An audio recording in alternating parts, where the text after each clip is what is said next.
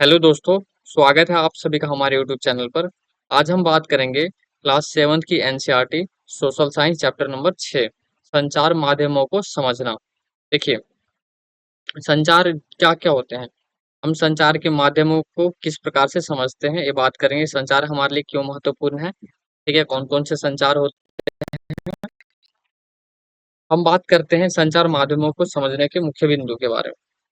Television, radio, अखबार और पत्रिकाएं, इंटरनेट, मीडिया, ये क्या है? ये सारे के सारे जो हैं, ये सारे के सारे क्या है?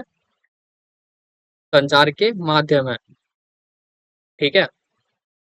अब टेलीविजन से क्या होता है? टेलीविजन से तुरंत इंस्टेंट, बिल्कुल तुरंत घटनाओं की जानकारी का पता लगता है। रेडियो से क्या है? संगीत सुनते हैं, समाचार भी मिल जाते हैं।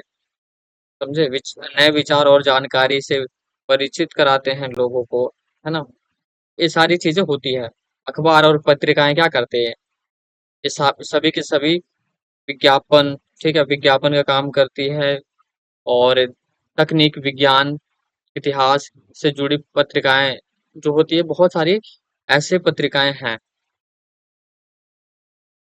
समझे? अखबार से हमें कल के बारे में जानकारी मिलती है, क्या हुआ, है ना, कल क्या हुआ था, आने वाले समय में कुछ ऐसे चीजें की जानकारी मिलती है। तो ये सारी की सारी इंटरनेट से हम कुछ भी सर्च कर सकते हैं, देख सकते हैं, क्यों? तो ये सारी चीजें हमें मिलती है। मीडिया की परिभाषाएं क्या आती है? देखिए, मीडिया की परिभाषा स्थानीय मेले की दुकान से लेकर टीवी कार्यक्रम तक हर चीज, मतलब वह चीज जिसे आप देखते हैं उसे संचार माध्यम यानी मीडिया कहा जाता है। समझे? स्थानीय मेले की दुकान से लेकर टीवी के कार्यक्रमों तक हर वह चीज जिसे आप देखते हैं उसे संचार माध्यम यानी मीडिया कहा जाता है, एक माध्यम होता है। मीडिया अंग्रेजी के मीडियम शब्दों का बहुवचन है। समझे? मीडियम, क्योंकि मीडिया जो है अंग्रेजी के मीडियम शब्दों का बहुवचन है, जिसका तात्पर्य विचारों के आदान प्रदान के विभिन्न तरीकों से है। समझे? तो ये है, आपको मीडिया की परिभाषा पता हो गई होगी।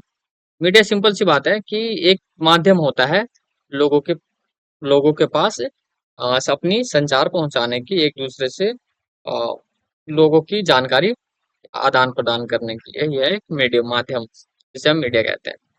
टीवी, रेडियो और अखबार संचार माध्यमों के रूप में है, जिनकी पहुंच लाखों लोग तक होती है, इसलिए उन्हें मास मीडिया कहा जाता है। ठीक है। टीवी, रेडियो और अखबार जनसंचार माध्यम के रूप हैं, जिनकी पहुंच लाखों लोगों तक होती है, इसलिए हम उन्हें मास मीडिया कहते हैं। देखो, टीवी टीवी जो होते हैं, तो रेडियो और अखबार, ये सारे के सारे क्या है कि लाखों लोगों तक पहुंचती है सारी की सारी चीजें। ठीक है। एक ऐसा तो नहीं है कि बस 100-50 लोग देखते हैं इसको, नहीं, ऐसा नहीं है बिल्कुल।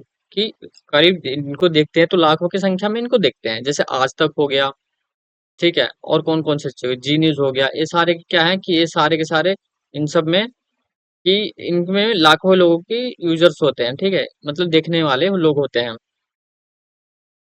समझे? तो ये सारे के सारे इन्हें मास मीडिया कहा जाता है। संचार माध्यमों और तकनीक की जानकारी बताते हैं। तो देखिए, संचार माध्यमों के बिना जीवन की कल्पना न करना कठिन है। समझे? क्या होता है? संचार माध्यमों के बिना जो जीवन की कल्पना हम करते हैं, कल क्या होने वाला है, मौसम की जानकारी लेना, ठीक है, लेकिन केवल टीवी और इंटरनेट जैसे माध्यम हाल ही में प्रचलन में आए हैं। पहले के जमाने में बात करें तो देखिए, पहले के संचार के माध्यम क्या था? पहले की जो चिट्ठी हुआ करती थी, बहुत टाइम तक जाती थी चिट्ठियां, है ना।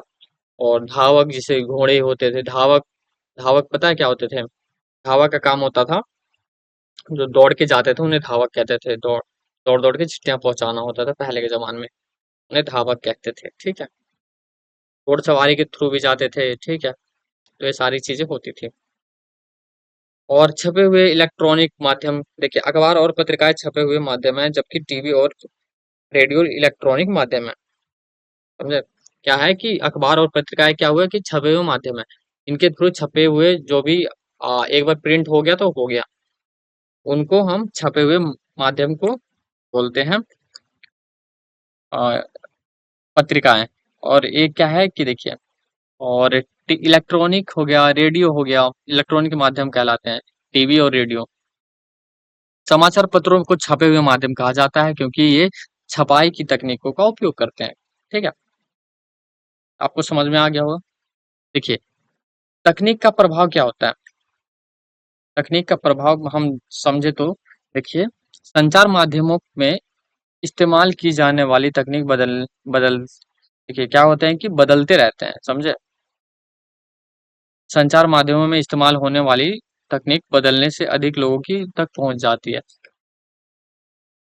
और ध्वनि और चित्रों की गुणवत्ता के सुधार होती है। देखिए, संचार माध्यम में इलेक्ट्रॉनिक माध्यम की बात करें तो टीवी की क्या होता है कि इनमें सब मतलब कुछ घंटे कुछ मिनटों में क्या होता है कि पहुंचते रहते हैं सारी की चीजें और बदलते रहते हैं इमेज वीडियो और क्या होता है कि लोगों तक पहुंच जाता है आसानी से। और पत्र में क्या होता है कि देखो पत्रिकाएं क्या होती है कि बहुत टाइम लगा आज कोई घटना हुई तो उसकी जानकारी कल मिलती है इस टाइप से, समझे? तो ये है तकनीकों का प्रभाव। तकनीक केवल मीडिया की गुणवत्ता नहीं बढ़ाती बल्कि यह हमारे जीवन के बारे में सोचने का ढंग को भी बदलती है। ठीक है। टेलीविजन का महत्व आपको पता है कि टेलीविजन जो हमारे जीवन में बहुत ही महत्वपूर्ण स्थान ले लिया है और इसके बिना जीवन की कल्पना करना कठिन हो गया है ना? और हम बात करें तो देखिए, दूर दराज के क्षेत्रों तक पहुंच इसकी हो गई है ना?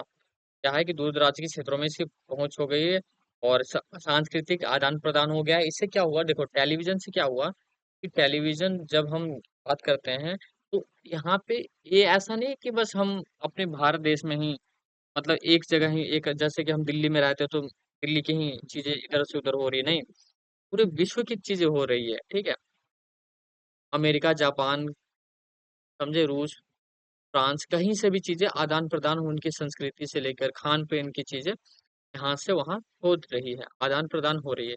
तो सांस्कृतिक आदान प्रदान, पहनावा ओढ़ना, ठीक है, किस प्रकार से है, ये एक दूसरे अपना रहे हैं। तो ये भी है इसका प्रभाव। अब देखिए, संचार माध्यम की उच्च लागत। टीवी स्टूडियो में लाइट, कैमरा, ध्वनि रिकॉर्ड एवं यंत्र और सैटेलाइट जैसे महंगे उपकरणों का उपयोग किया जाता है जो संचार माध्यमों को महंगा बनाता है, समझे? तो ये सारी चीजें तो है ही। बस ये आपको बताना जरूरी था, बाकी आप समझदार हैं। ठीक है, विज्ञापनों की आय देखो, जो हम देखते हैं टीवी पे एड्स जो आते हैं, क्या होता है वो सभी क्या होता है कि उनकी एक तरीके से अलग से सोर्स होते हैं। ठीक है, विज्ञापन का भी ऐसा उनको मिलता है। संचार माध्यमों का उन अर्जित करने के लिए, ठीक है, संचार माध्यमों में धन अर्जित करने के लिए विभिन्न वस्तुओं के विज्ञापन दिखाते हैं जैसे कि कारें, चॉकलेट, कपड़े और मोबाइल फोन। ये जो चैनल्स पे जो दिखाते हैं वो क्या है कि उनसे पैसे उनको मिलते हैं चैनल्स वाले को, इस प्रकार से ऐसे होते रहते हैं। लेकिन कोई बात नहीं, ये आपको ध्यान नहीं देना, बस थोड़ा सा जानकारी के लिए बता दिया। संचार माध्यमों और लोकतंत्र, देखिए क्या है कि महत्वपूर्ण भूमिका निभाते हैं हमारे देखिए, जो टेलीविजन है, जो हम बोलते हैं कि मीडिया जो है लोकतंत्र का चौथा स्तंभ है। मीडिया जो है हमारे देश का चौथा स्तंभ है। ठीक है, महत्वपूर्ण भूमिका, देखिए महत्वपूर्ण भूमिका क्या क्या निभाता है। संचार माध्यम लोकतंत्र में देश में देश और संचार की घटनाओं के बारे में संचार देने और के बारे में पता लगाता है। ठीक है, में उन देखिए हमारे महत्वपूर्ण भूमिका क्या क्या हो सकती है लोकतंत्र में, देश और संचार की घटनाओं के बारे में पता लगाएगा, सिंपल सी बात है। क्या हो रही है, किस प्रकार की घटना घट रही है, महत्वपूर्ण इंफॉर्मेशन देगी, है ना? तो ये सारी चीजें होती घटना। और किसी की मीडिया ऐसा होना चाहिए कि किसी के ना तो बुराई करे, ठीक है, और ना ही उनकी तारीफ करे, न्यूट्रल रहना चाहिए ताकि हाँ अच्छा को अच्छा दिखाए और बुरा को बुरा ही दिखाए। ठीक है, तो इस तरीके से काम करना चाहिए मीडिया को।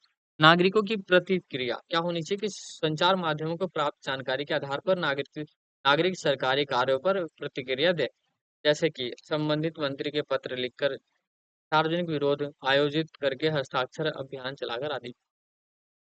संतुलित जानकारी की आवश्यकता। संतुलित जानकारी मतलब कि लोगों को वो जानकारी प्राप्त हो, ठीक है? जिनकी मतलब सही और निष्पक्ष होनी चाहिए जानकारी को। उसे हम संतुलित जानकारी कहेंगे कि ना कि किसी की बहुत ज़्यादा ऐसा कर दे मीडिया में आजकल बहुत सारे ऐसा चीज़ें होती हैं, ठीक है? जो कि अच्छे को अच्छा ना बता के बुरा बताते हैं, बुरे को बुरा ना बताकर थोड़ा-सा ऐसा कुछ अच्छा बताते हैं, ठीक है? तो ऐसा नहीं होना चाहिए, न्यूट्रल रहना चाहिए, पहले बताया। तो इस वीडियो में इतना ही था। अ, क्या इस चैप्टर यहाँ पे समाप्त होता है और मिलते हैं एक नए चैप्टर के साथ। रेगुलर वीडियो आएगी, समझे? तो वीडियो को लाइक ज़रूर करें और कमेंट करके अपनी राय ज़रूर बताएँ और चैनल पे नए हैं तो सब्सक्राइब ज़रूर कर लें। तब तक के लिए मिलते हैं एक नए वीडियो में। आपका बहुत-बहुत धन्यवाद।